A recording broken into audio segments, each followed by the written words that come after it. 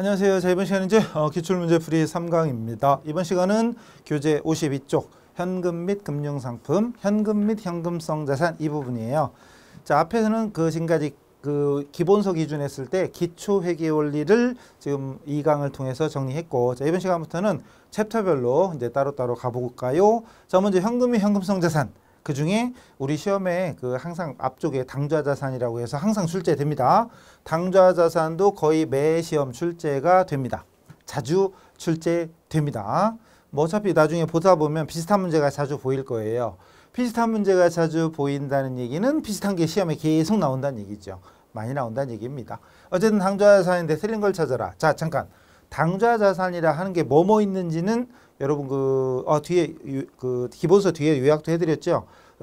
유동자산 중에 당좌자산과 재고자산, 비유동자산의 투자, 유형, 무형, 기타 비유동에서 족보는 어느 정도 암기하고 계셔야 됩니다. 자, 근데 틀린 거 찾으라. 1번 상품 매출과 관련해서 수취한 타인 발행 수표는 현금이죠, 그죠? 벌써 답 나온 게요? 재미없게.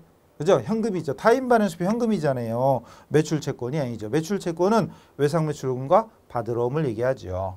취득일로부터 취득 당시 만기가 3개월 이내인 금융상품은 현금 및 현금성 자산. 중요하죠. 매출 채권과 기타 채권은 유동성 여부에 따라 유효이자율법을 사용해서 상각 원가로 측정할 수 있다. 이거는 쉬운 얘기 아니네요. 회계관리 2급 수준에서는 쉬운 얘기가 아니에요. 이거 매출채권도 상각후원가, 즉 유효이자율법으로 상각한 금액을 상각후원가라고 하지요. 특히 요거는 국제기준 KIFRS 그런 쪽에 더 적합한 문제고, 회계관리 2급 수준에서는 엄청 어려운 얘기 중에 하나입니다. 가능한 얘기예요. 근데 워낙 답이 이미 나왔으니까. 또 재무상태표일, 다른 말로 하면 결산일, 재무제표 작성일을 기준으로 1년을 초과하는 금융상품은 장기죠. 1년 이내면 단기고. 그래서 이게 1번이 나왔기 다행이지, 이게 4번 나왔으면 이런 문제 3번 같은 거 지문에서 어려울 수 있었겠네요. 유효이자율법 상각하는 건 장기 할부 판매 같은 거 들어보셨죠? 그런 것처럼 이제 유동성 여부 1년 이내냐 이상이냐 장기냐 단기냐에 따라서 유효이자율법으로 상각한 금액으로 측정하는 경우도 있다. 할부 판매 현재 가치 평가하는 거 기억나시나 모르겠는데 그거를 생각하시면 됩니다. 넘어가고. 그리고 2번, 3번 이런 게 나온 게 제일 고맙죠. 딱 보면 그냥 문제 한 줄, 지문 딸랑. 얼마나 쉬워. 당좌자산에 해당되지 않는 건가 2번? 당좌예금, 보통예금, 외상매출금, 지분법 주식 이런 거 이제 답이 손 들고 있는 거죠. 손 안 들었는데 그럼 좀 이론도 보셔야 돼요. 지분법 주식은 투자자산, 즉 비유동자산이죠. 이런 거 너무 쉬운 거고. 넘어갈게요. 나머지는 알아서 보시고. 넘어가서 6번. 다음 중 현금 및 현금성 자산에 대한 설명으로 가장 옳지 않은 거. 현금 및 현금성 자산. 많이 나와요. 이것도. 잘 나옵니다. 그리고 뒤에 있겠지만 그래서 8번, 9번, 10번, 11번 이런 것처럼 자료가 여러 개 있고 이 중에 현금 및 현금성 자산에 해당되는 걸 고르시오. 이런 문제도 많이 나옵니다. 1번. 현금은 아니지만 현금과 동일한 가치를 지니는 걸 현금성 자산이라고 하더라. 맞겠죠? 현금은 동전이나 지폐잖아요. 주화나 지폐. 근데 그거 아니지만 현금과 동일하게 사용할 수 있고 동일한 가치를 갖는 거를 현금성 자산 이런 거죠. 맞겠죠? 이번 현금성 자산은 당좌예금, 보통예금 및 취득 당시 만기가 뭐라고요? 웬 1년? 1년 이내인 금융상품. 뭔 소리야? 취득 당시 만기가 3개월 이내인 것이 현금성 자산이고, 만약에 1년 이내면 단기 금융상품이죠. 걸렸죠? 그래서 그냥 3개월 이내 취득 당시, 이 앞에 문제 조금 아까 풀 때도 1번에 2번이었나? 1번에 2번 지문에서도 취득 당시 만기가 3개월 이내 이런 거 있었잖아요. 자, 3개월 이내면 맞는 말이고, 그 다음 이제 앞에 말 상관없고 뒤 것만 딱 보자면 금융상품 중에 만기가 1년 이내면 단기 금융상품, 1년 초과면 장기 금융상품, 취득 당시 만기가 3개월 이내면 현금성 자산이 되지요. 그 다음 현금은 성격상 도난이나 분실의 위험이 매우 높아요. 그죠? 그래도 현금 많았으면 좋겠다. 그죠? 어쨌든 관리를 위해서는 철저한 내부 통제 제도를 갖춰야 된다. 맞죠? 현금을 그냥 회사에 싸두는 건 또 보관하기도 불편하고 도난의 위험도 있고 그래서 은행에다가 예금시키고 그리고 그 기록하고 이런 것들을 다 내부 통제제도라고 합니다. 그리고 입금과 출금을 담당을 따로 두는 게 좋을까요? 한 사람한테 맡기는 게 좋을까요? 따로 해야지. 입금 담당 따로 출금 담당 따로 이렇게 담당을 따로 두는 게 부정을 방지하는 수도 있고 오류를 크로스 체크 이렇게 할 수도 있고 이렇게 돼요. 어쨌든 그런 걸 내부 통제라고 하는데 내부 통제를 정확하게 뭐다 이렇게 설명드린 적은 없는 것 같아요. 그죠? 근데 모든 내용을 다 하려고 하면 어지럽죠. 근데 회계라는 게 우리가 딱 정해진 건 아니지만 공부하다 보면 또 새로운 게 또 나와요. 그러려니 하고 넘어가요. 그 다음 은행과 당좌거래 약정에 따라서 회사가 예금 잔액 범위 내에서 어음과 당좌 수표를 발행하고 그리고 어음 수표 대금을 은행이 지급할 수 있도록 하기 위해서 예치하는 예금이 당좌예금이다. 이 당좌예금 어음도 맞아요. 예금 잔액 예금을 당좌예금 계좌를 터놓고 보통은 어음 빼고 수표만 얘기하잖아요. 수표만 하는데 어음을 발행하기 위해서도 은행에다가 일정한 신용 이런 걸 위해서 당좌 거래를 터야 됩니다. 어쨌든 맞는 거죠. 이것도 답이 너무 쉬우니까 망정이지 이것만 나왔으면 이게 뭔 얘기야 이럴 수도 있죠. 그런 게 나옵니다. 우리 문제라는 게 공부를 많이 하고 또 예를 들어서 이미 여러분이 회계관리 2급이 처음이 아니라 뭐 다른 거 다 공부해봤다 그러면 이런 것도 본 적이 있을 수도 있지만 회계관리만 하신 분들은 이 3, 4번 문장 같은 건 약간 어려울 수 있습니다. 그렇다 너무 이런 거에 신경 쓰지 마시고 일단 가장 중요한 핵심 키워드 잘 기억하시고 답을 딱 찾아낼 수 있는 센스 이런 것들은 오늘 그냥 이런 거 보고 그럴 수도 있구나 이렇게 정리하시면 됩니다. 그 다음 7번도 이런 거 짧게 나오는데 제가 모든 걸 다 풀어드리면 여러분이 재미가 없으니까 좀 건너뛰면서 갈래요. 다음은 9번입니다. 뭐 8, 9, 10, 11 거의 다 비슷한 겁니다. 자, 9번. 자, 재무상태표에 계상할 현금 및 현금성 자산. 이것도 정말 시험에 많이 나오는, 자주 나오는. 그래서 우리 시험이 1년에 6번이죠 아마? 6번이면 거의 서너 번은 이거 나올걸요? 적어도. 어쨌든 자료는 달라지죠. 자료는. 박스를 빼면은 신유형 문제야. 그 다음에 양도성 예금증서를 다른 걸로 바꿔놔. 그래도 신유형 문제야. 그러니까 그런 말에 너무 신경 쓰지 마시고 그냥 우리 하던 것만 열심히 하시면 됩니다. 어쨌든 현금 및 현금성 자산. 그냥 받으러 오면 현금이 아니죠. 근데 중요한 건 만기가 된. 왜 저기 그 통화 및 대용증권 할 때 왜 여러분 기본 이론 강의 할 때 통화 대용증권 할 때 전국 타자가 우성 1만 배 기억나요? 전국 타자가 우성 1만 배 이런 거 있었잖아요. 처음 보는 것 같아요? 그러면은 기본서를 더 봐요. 네 이런 거까지. 전국 타자가 우성 1만 배 때 전신환 국고송금 통지서 타인 발행 수표 자기화 수표 가계 수표 우편 수표 송금 수표 우편환 송금한 일람 출고보험 만기 이자표 만기된 어음, 만기 도래 어음, 그리고 배당금 영수증, 대체저금, 환급증서 이런 것들이 있어요. 근데 여기서는 그런 것만 찾는 게 아니라 금액을 다 구해야 되는 거죠. 참말로. 선일자 수표. 안 들어가죠? 선수표는 어음으로 처리하죠. 그런 분들은 일단 체크하고 지나가야 돼요. 그리고 복습하시고 이렇게 왔다 갔다. 그럼 송금수표 들어가지요? 들어갑니다. 아닌 것만 일단 지우도록 하죠. 부도수표. 안 들어가죠. 말 그대로 지급 거절당한 거잖아요. 현금이 아니제요. 국고송금 통지서. 전국 타자가 할 때 국고송금, 국고지급 통지서.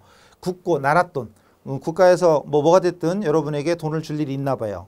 그러면 그거를 찾아가라고 쪽지를 보내주는데 그게 저거예요. 양도성 예금증서라고라 CD. 양도성 예금증서는 뭐 여기 다른 조건이 없으면 금융상품이잖아요. 단기금융상품.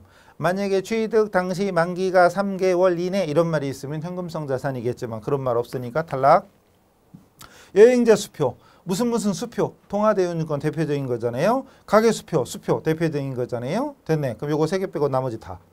얼마요? 135, 16, 18, 21, 210 한번. 됐죠? 이렇게.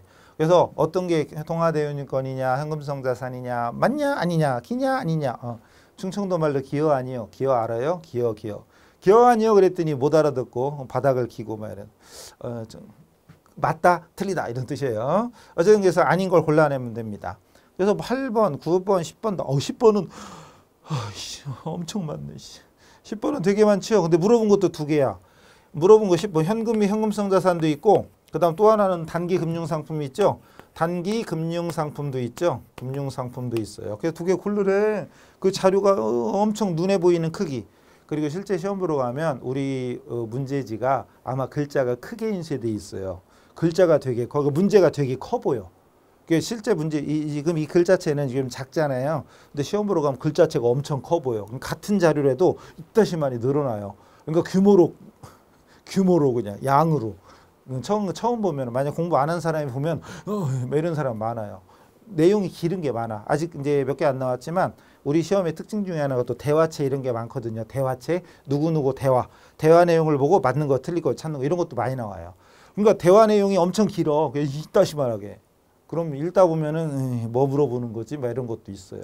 넘어가요. 자, 일단 여기서는 자료는 뭐 그렇고 기업회계 기준에 따라 현금 및 현금성자산과 단기금융상품을 고르는 문제고 현금 시제, 현금이죠. 이 동네고요. 그리고 제가 이렇게 문제 풀 때 주로 이렇게 만 단위 67만 원이 67만 원으로 보여. 그런 사람은 67. 근데 일시, 백, 천, 반, 10만 이런 사람은 그냥 하시고 그냥 딱 봐도 67이다. 그럼 이렇게 만 단위. 딱 봐도 71만 원이다. 그럼 만 단위로 하시면 훨씬 더 암산도 쉽습니다. 그 다음 뭐요? 자기하수표도 여기 들어가죠. 50. 그냥 딱 봐도 50만 원이다. 50. 그럼 계산기도 필요 없어요. 시험장에 계산기 가져갈 수 있죠. 쌀집 계산기. 그러니까 쌀집 계산기라는 건 공학용 계산기가 아닌 거. 메모리 기능이 없는 거 이거죠. 다 있어 이런 데 가면 그 3,000원, 5,000원짜리 파는 그런 거. 근데 그건 몇 번 쓰다 보면 그럴 수도 있으니까 가급적 제가 한 10,000원 넘는 거 이런 걸 사세요. 있어요. 인터넷 찾아보고 그러면 가급적 10,000원 넘는 거 사고 터치감이 소리 좀 덜 나는 게 있거든요. 그런 거. 아니면 머리를 딱 드는 게 있어요. 이런 거. 보기 편한 거. 태양광 해가지고 저기 좀 충전되는 것도 있고 그런 게 있어요. 한 10,000원 넘게 주면 웬만큼 집어 던지지만 않으면 10년, 20년 쓸 수 있으니까 처음 살 때 다 있어 이런 데가 사지 말고 조금 좋은 거 사세요. 어쨌든 그것만 쓸 수 있어요. 공학용은 안 됩니다. 어쨌든 근데 이런 정도는 계산기 없이도 할 수 있을 정도로 하시고 낭주예금, 현금 및 현금성 자산에 들어가죠. 100. 그 다음 양도성 예금 증서인데 만기가 있어. 다음 연도 4월. 근데 지금 취득 당시란 취득일이 언제인지 안 나오죠. 그럼 이건 여기가 아니라 이 동네입니다. 이 동네에 뭐 순서는 상관없으니까 150. 정기예금, 정기적금도 금융상품인데 가만히 있어봐. 금융상품인데 만기가 4월. 이것도 이 동네죠. 120. 그 다음 뭐요? 정기적금도 이 동네인데 가입은 X1년 8월이고 만기는 X2년 1월이면은 뭐요? 아직 모르는데 이것도 어쨌든 금융상품이죠? 이쪽에 50. 취득 당시 만기가 3개월 이내면 이 동네로 들어갈 수 있어요. 취득 당시. 그 다음 신종기여보험 이것도 금융상품이죠? 이 동네입니다. 15.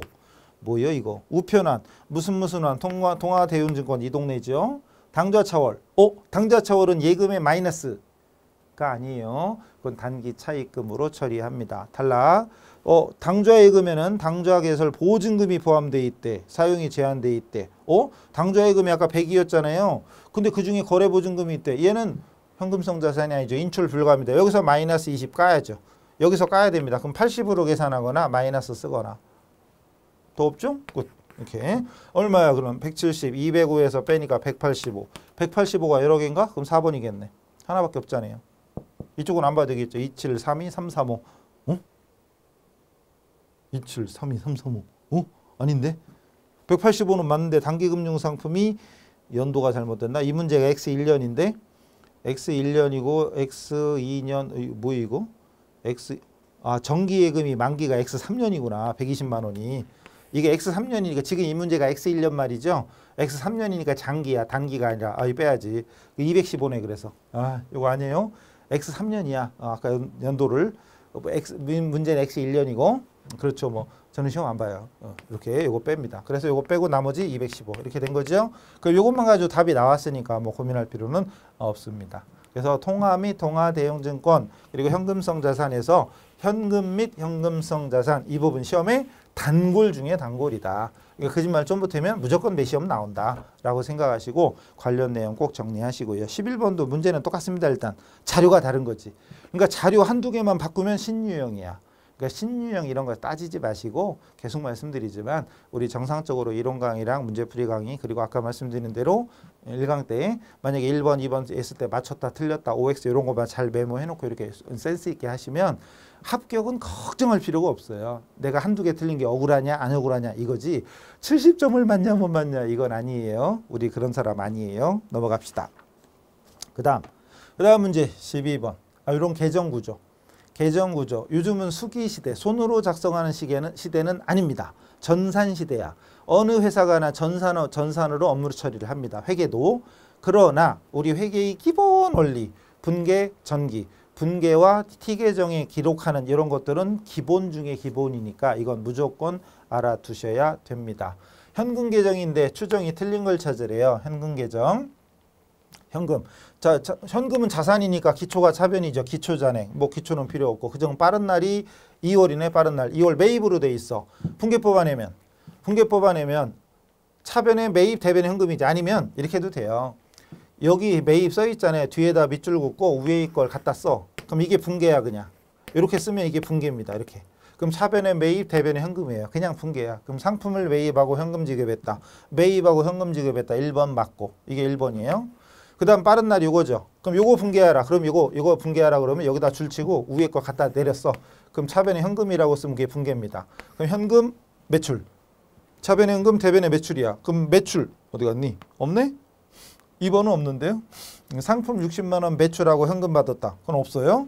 그리고 이거 8월 23일 요거 또 분계하면 줄치고 이게 차대변 표시 위에 거 갖다 써. 그럼 현금을 갖다 쓰면 결국은 차변에 당조예금 대변에 현금.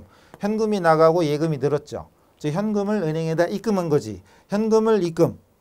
뭐요? 근데 인출이 왜 나와? 인출한 건 없는데 이건 입금했지 인출한 게 아니잖아요. 현금을 은행에다 입금시킨 거야. 근데 3번은 3번인데 이게 틀린 거죠. 틀린 거 찾는 거죠. 3번이죠. 3번이 답이야 그럼. 수표를 발행한 게 아니라 현금을 은행에 예입한 거죠. 예입. 여기는 볼 것도 없이 차기월, 기말, 차기월 적을 자리죠. 그래서 어쨌든 자 1번은 아까 했고 이게 2월 6일 거였고 2번 현금 지출액은 총 70만 원인데 이게 지출액이니까 현금 자산, 차변이 수입, 현금 받은 거 들어오면 차변이고 나가면 대변이잖아요. 그 현금 지출액이 70만 원. 이거 맞는 거고 이거 틀렸고 그건 차기월이다. 너무나 당연한 겁니다. 기본적인 분계와 전기, T계정 구조에 기록하는 연습이 조금 됐으면 이런 문제는 쉽게 답을 찾을 수 있을 거예요. 자, 분계한 거를 계정에 옮기는 방법 또는 계정에 적혀 있는 걸 보고 분계를 뽑아내는 방법 이런 것들도 연습을 조금만 하시면 처음에는 이런 문제 좀 어렵습니다. 근데 조금만 하시면 이런 문제 거저먹기에 가까워요. 자, 넘어갑니다. 14번. 13번도 거기 이제 T자 계정으로 안 돼 있지만 차변 대변이라고 돼 있잖아요. 그럼 그것도 현금 계정이야. 현금 계정 그 가운데 기준으로 왼쪽이 차변 오른쪽 대변이니까 내용 똑같은 거예요. 그 다음에 14번인데 다음 자리는 호남 상사의 5월 중 현금에 대한 거래 기록 내용이다. 현금 출납장을 마감할 때 수입날 합계 금액은 얼마냐. 수입 들어온 거잖아요. 그럼 현금 계정으로 생각하면 차변이야. 전기월도 있네. 그럼 현금 출납장을 작성해봤냐? 안 해봤잖아요. 아이 참말로. 현금 출납장 나 안 해봤는데 현금 흐름표 가야지. 출납장 안 해봤는데 그래도 답 찾는데 아무 상관없어요. 자, 수입. 내역부터 적요부터 해야지. 이거 그냥 보세요. 고민할 필요 없어요. 적요란이 있고 적요, 그 다음에 수입, 지출, 그리고 잔액 이렇게 있어요. 원래 현금 출납장은 이렇게 돼 있어요. 이렇게 했다고 칠게요. 원래 줄이 딱딱딱 닫혀 있는데 이렇게 했다고 치고 자 5월 1일 전월이월 전월에서 넘어온 거니까 전월이월 들어온 거죠. 10,000원 수입란입니다. 그럼 잔액 그대로 10,000원 이렇게 됩니다. 옛날에는 이걸 다 손으로 했어요. 그래서 문구점 가면 금전출납부 이런 걸 팔아. 지금도 아마 있을걸요? 있을 거야 아마. 그래서 그 검은 표지 이런 데 가지고 금딱지로 현금출납장 그것도 한자로 써 있어. 현금출납장 이러고 있었어요. 됐다 치고 그 다음 5월 8일 날 상품 매입하고 현금 줬대. 그 5월 8일 날 상품 매입했잖아요. 그럼 상품 매입 이런 식으로 그런 내용을 간단하게 적고 현금이 나갔으니까 지출란이잖아요. 4,000원. 사실 답을 이렇게 무식하게 찾을 필요는 없어요. 일부러 보여드리는 거지. 그 다음 12일 날 현금으로 송호품 구입했대. 12일 날. 그럼 송호품 구입했죠. 송호품. 500원. 엄청나네. 500원. 그럼 잔액은 참 뭔 소리야. 10,000원 있었는데 4,000원 나갔으면 6,000원 남았잖아요. 참 바보네. 거기서 500원 또 나갔으면 이제 5,500원 남았죠? 이 상태. 그다음 5월 27일 외상값을 현금으로 받았대. 27일. 외상 매출금 회수 이렇게 되겠죠? 회수라고 쓰면 되고. 그럼 돈 들어왔으니까 수입란에 적으면 돼요. 그럼 잔액은 13,500원. 이거예요. 사실은 답이 나왔어요. 이제 이거 끝난 게 이게 답이에요. 18,000원. 2번이 답이고. 자, 근데 잠깐 마감이라고 그랬잖아요. 마감. 마감하는 거 안 해봤죠? 마감하는 건 말일자로 5월 말일자로 차월 2월. 다음 달로 넘겨라. 우리 자산부채 자본 마감할 때 차기 2월 그랬죠. 1월부터 12월 기준하면 차기 2월인데 이건 차월. 한 달 단위로 마감하니까 차월 2월인데 쉽게 여기가 수입란이고 지출란인데 이거를 현금 계정 차변 대변으로 생각하신다면 마감할 때는 항상 대차변이 맞아야 되잖아요. 그래서 차월 2월 마지막 이 잔액을 차월 2월 이제 지출란에 쓰면 잔액은 빵이 됩니다. 그리고 이렇게 차대변을 맞춰주는 거예요. 차대변을 맞춰주고 합계 금액을 써주는 거야. 그러면 여기 차변합계 18,000원, 대변합계도 이렇게 18,000원 이렇게 되는 겁니다. 18,000원 되잖아요. 이렇게 다 합치면 잔액은 빵이 되는 거지. 이렇게 마감하는 건데 눈으로 이렇게 중간을 갈라버리면 이게 현금 계정. 현금 계정 차변과 대변. 차변의 수입, 대변의 지출 똑같잖아요. 현금 계정 수입란, 차변, 지출란, 대변하고 똑같아요. 물어본 건 수입란 합계니까 이거죠. 만약에 지출란 합계를 물어봤다 그러면 요것만 가지고 답을 구할 수도 있겠죠. 그럼 틀리는 거지. 지출란 합계도 결국은 수입란하고 지출란은 무조건 일치해야 됩니다. 뭐 할 때는 마감할 때는. 그게 만약에 저같이 승질 들어온 사람은 수입란 합계를 물어보지 않고 지출란 합계를 물어봤을 거야. 그럼 대부분 아싸 4,500원. 그리고 틀리는 거지. 저는 승질이 들어오니까. 답은 18,000원이에요. 왜? 마감할 때는 항상 차대변, 대차 합계가 일치해야 된다. 마찬가지로 수입란 합계와 지출란 합계를 똑같이 만들어주는 거예요. 다만 요즘은 수기 시대가 아니니까 그런 걸 모르는 거지. 사실 진짜 저같이 승질 들어온 사람이었으면 수입란 합계가 아니라 지출란 합계 그래서 오답으로 유인을 하는 거지. 자, 이거 아니에요. 요즘 만약에 수기로 하는데 가면은 근데 가면 안 되는데 근데 가면 마감하는 거 이렇게 하는 거예요. 저는 옛날부터 수기 시대 때부터 있었으니까 보기보다 제가 오래됐어요. 그래가지고 마감하는 거 손으로 다 저는 예전에 학생들 다 가르쳤던 거예요. 다 이것도 가르쳤어요. 근데 지금은 요즘 이런 거 안 하죠. 근데 자, 우리는 그럼 그 안에 손으로 안 해. 그러나 현금 계정, 수입란 그러면 들어온 거야. 아, 그럼 차변이구나. 뻔한 얘기죠, 그럼. 솔직히 현금 출납장 몰라도 답은 나오는 거죠. 그런 센스를 키워가야 됩니다. 근데 그런 센스는 돈 주고 사는 게 아니라 제 수업을 잘 들으면 돼요. 수업만 잘 들으면 그냥 회계 DNA가 쌓이게 돼 있어요. 아셨죠? 이런 문제 은근히 헷갈려 할 수도 있지만 잘 찾으시고 넘어갑니다. 그 다음 17번 여러분 교재 57페이지에 보면은 15번부터 15, 16, 17개 다 현금과 부족이잖아요. 그럼 이런 문제가 잘 풀리면 다행인데 좀 현금과 부족 뭐더라 이런 분들은 빨리 이론서 갖다 놓고 같이 하세요. 여기 없네. 이론서 같이 놓고 이렇게 보세요. 그래 놓고 이론도 보고 문제 풀고 왔다 갔다 하셔야 돼요. 그런 과정을 통해서 진짜 자기 실력이 쌓이는 겁니다.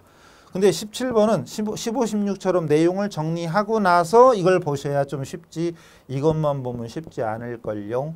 현금 과부족입니다. 결산 때 현금 과부족 원인이 판명되지 않았대요. 그럼 머릿속에 자비익이나 잡손실이 떠올랐었어야 돼.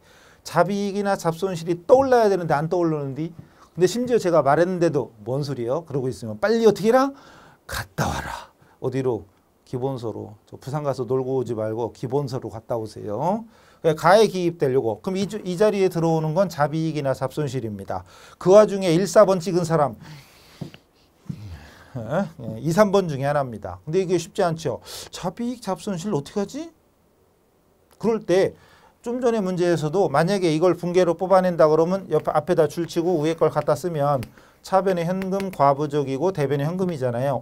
현금이 대변이야. 차변의 현금 과부족이고. 그럼 대변의 현금이라는 얘기는 현금이 나갔다는 얘기죠. 아하, 그럼 요건 부족액을 발견했구나. 현금이 나간 거니까 부족액을 발견했구나라는 걸 추정할 수 있죠. 그럼 답 나왔지. 잡손실이지.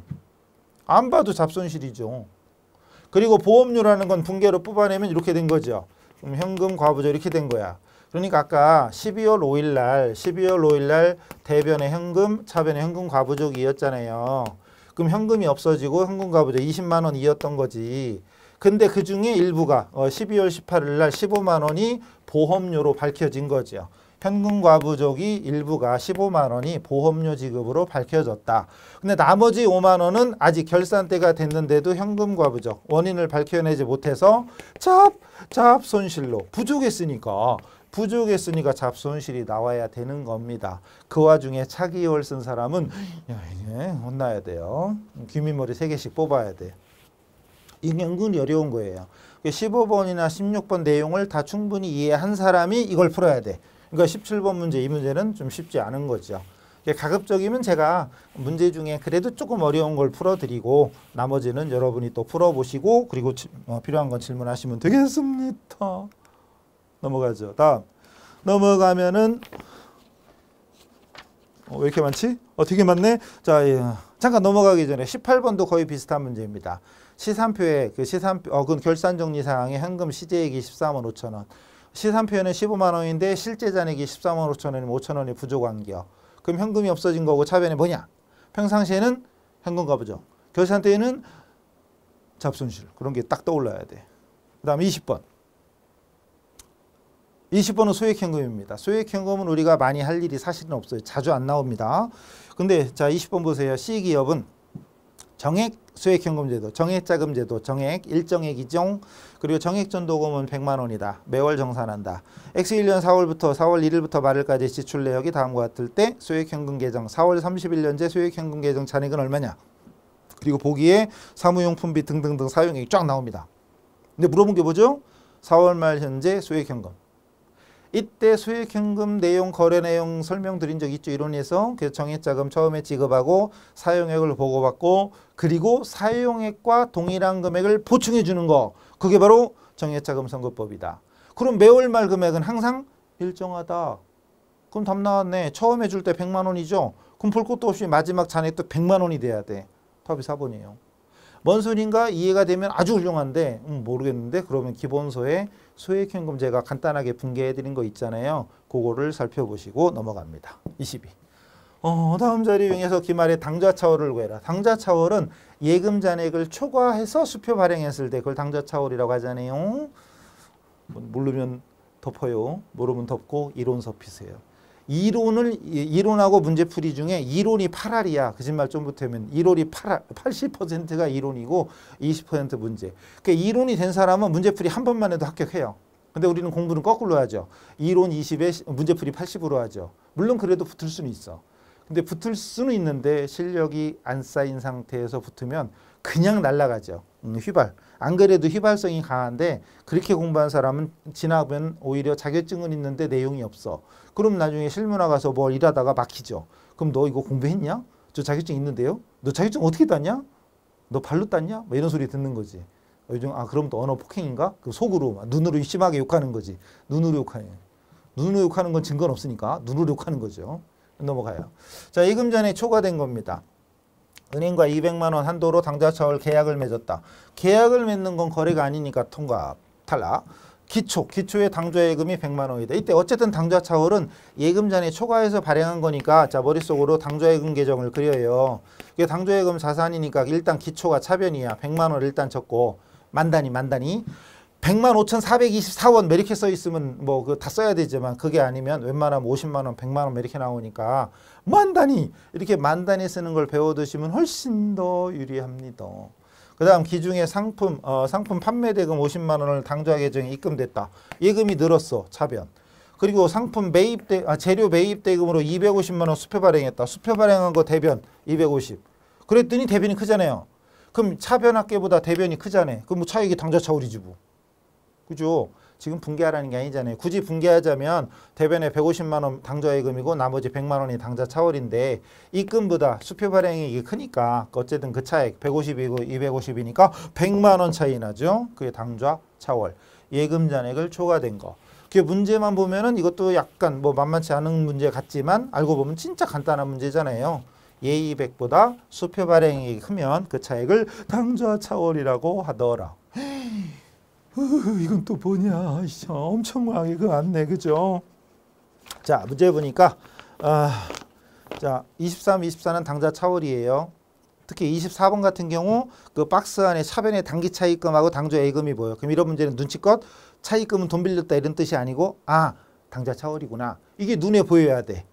아는 사람 보여. 아는 만큼 보인다고 그러잖아요. 알면 이게 당좌 차월이구나 이런 걸 느껴야 됩니다. 나중에 풀어보시고 25번도 약간 어려운 문제입니다. 당좌 예금 계정을 통해서 거래를 분석하는 거. 그럼 여러분 선물로 드릴 테니까 여러분이 알아서 잘 활용하시고 26. 자 문제 보세요. 많죠. 그리고 아까 말씀드렸지만 시험 볼 때 가면 인수에 된 글자가 크다고 그랬잖아요. 제 기억에는 그랬어요. 시험 한 번밖에 안 봤지만 재경관리사 문제지는 엄청 글자도 커. 엄청 많아. 뭐 근데 어쨌든 알고 보면은 간단한 거예요. 50분인데 제한 시간 50분이 아니라 웬만하면 20분이면 다 풀거든. 나머지 차. ERP라는 시험도 그래요. 이론이 있거든. 20문제인데 20문제인데 시험 시간 40분이야. 그게 빠른 사람은 10분이면 다 풀어요, 진짜. 저 시험 보러 저도 가잖아요. ERP라는 거 모르시죠? 회계, 인사, 생산, 물류 막 이런 게 있어요. 그럼 저도 이제 뭐 강의할 때 필요하니까 그런 것도 보러 갔는데 알고 나니까 천천히 풀어야지. 저 강의할 때 했으니까 천천히 풀어야지. 빨리 푼다고 나갈 수도 없어. 다 그 자리에서 기다려야 돼. 천천히 풀어야지. 그리고 진짜 한 글자씩 읽으면서 이렇게 그냥 이렇게 했는데 답이 막 손 들고 있는데 어떻게 해. 그게 다 40분 기다려야 되는데 다 풀고 나니까 8분 막 진짜 이론 풀 때 그래요. 넘어가. 어쨌든 근데 이건 많잖아요. 그럼 이런 문제가 시간이 만약에 넉넉하다면 천천히 풀면 되는데 만약에 여러분이 시간 뭔가 잘못해 가지고 이거 풀려니까 벌써 시간이 부족해. 그럴 땐 이렇게 일단 눈으로 봐서 많아 보이는 거 일단 제끼고 다른 거부터 푸는 것도 요령이죠. 일단 너무 많아 보여. 이거 뭐지? 이런 사람은 일단 건너뛰고 다른 것부터 푸는 것도 요령입니다. 일단 봅시다. 이거 뭐요? 넘어가요. X 1년 말 현재 현금 100만 원을 보유하고 있고 당좌 예금은 18만 원이래요. 10만 원이구나. 10만 원에 18만 원이야. 근데 은행으로부터 발급받은 잔액증명서상의 당좌 예금은 19만 원이래. 아, 당좌 예금. 회사 측 잔액은 18만 원인데 은행 측 잔액이 19만 원이야. 당좌 예금에 회사 측과 은행 측 잔액이 안 맞습니다. 그럼 머릿속에 은행 계정 조정표 이게 떠올라야 돼요. 경리과장은 당좌 예금 잔액의 은행과 차이나는 원인을 검토했더니 다음과 같은 사실을 알게 되었다. 이 기업회계 기준에 따라 합격의 재무상태표에 현금 및 현금성 자산에 기입될 금액은 얼마냐 그랬는데 현금 및 현금성 자산에는 현금, 소액현금, 당좌 예금, 보통예금 다 들어가잖아요. 현금, 소액현금, 보통예금에 당좌 예금도 들어가지요. 보통예금, 당좌 예금에 현금성 자산 다 들어가지요. 근데 물론 눈치껏 여기서는 이런 걸 다 구하라는 게 아니라 현금하고 요 당좌 예금 일치 금액을 구해서 당좌 예금 합치면 되는 거죠. 이 문제에서는 현금과 당좌 예금만 구하면 되는데 문제는 당좌 예금이 회사 측 잔액과 은행 측 잔액이 안 맞아요.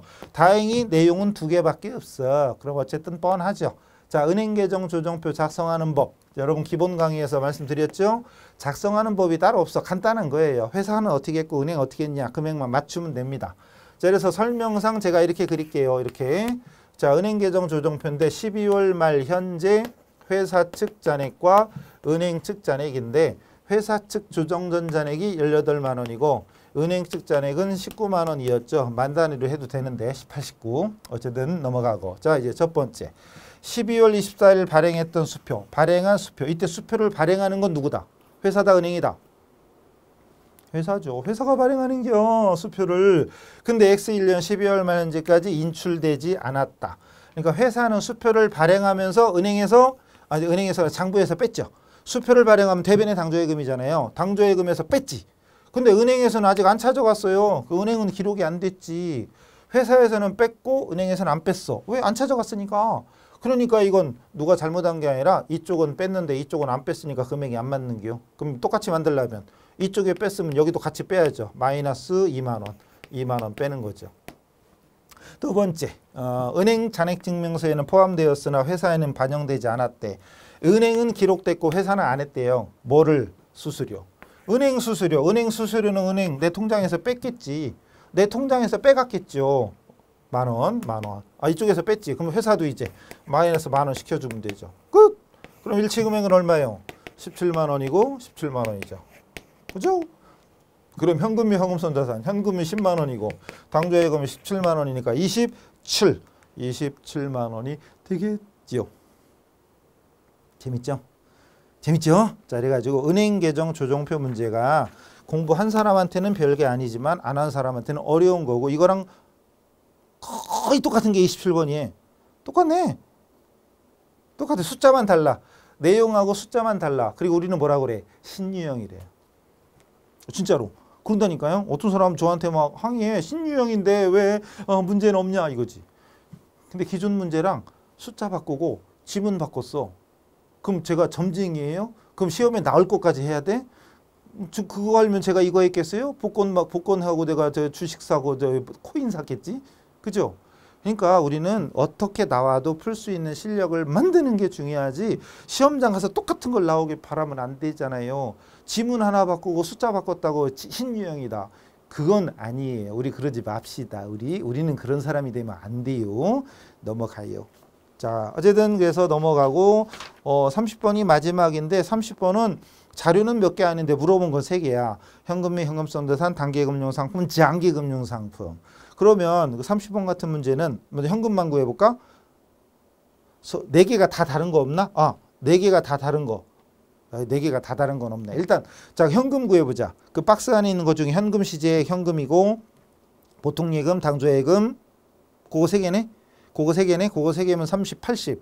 80. 그럼 답은 1번이야. 볼 것도 없어. 끝. 단기금융상품은 이게 문제가 X1년 말이니까 X2년 3월에 만기가 되는 거.